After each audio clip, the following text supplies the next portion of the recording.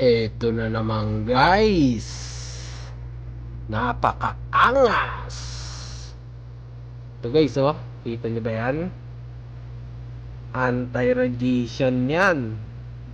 Sunglass. Ay ano pala. Eyeglass. Unisex to. Mga herb. Ayun no. Napakaganda. Kasi sumasakit na yung mata ko eh. Nagluluha na kakakod M. Sabi ko nga, subukan ko nga bumili. Alam nyo kung magkano to? Mga herb? 51 pesos lang to. Sa TikTok ko nabili. Napakasulit. Talagang di na sumasakit yung mata ko eh pag nakasuot ako nito habang nagko-code M. Dati silaw na silaw ako eh. Kasi max brightness pag naka-code M ka dapat eh. Kasi para makita mo yung mga kalaban. Pag nakasuot ka nito, kahit i-max brightness mo yung cellphone mo, protektado nito kasi anti-radiation.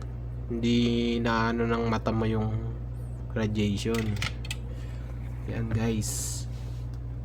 Kung ako sa inyo, bumili na kayo niyan. Napakamura. 59 pesos. Yung shop nila. Yung shop niya, k.fashion. Diyan, nakatag naman yan eh pag pinost ko sa TikTok. Bili na kayo guys.